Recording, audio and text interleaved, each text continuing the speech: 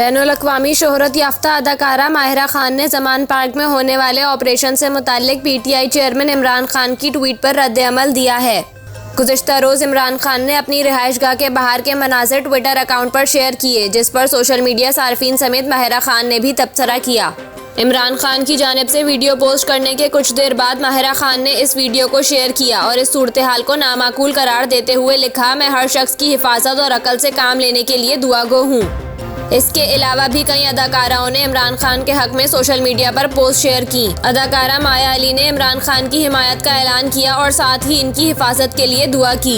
YouTuber Shahveer Jafri ने Twitter पर जारी बयान में लिखा, मुझे लगता है कि खान को अपने बारे में ज्यादा सोचने की जरूरत है। वो एक हकीकी रहनुमा और फाइटर हैं। ख्याल रहे कि तहरीक इंसाफ के चेयरमैन इमरान खान की गिरफ्तारी के लिए ज़मान पार्क आने वाली पुलिस और पीटीआई कारकुनान के दरमियान मंगल के रोज शुरू होने वाली झड़पें बुध को दूसरे दिन सपहर तक जारी रहीं।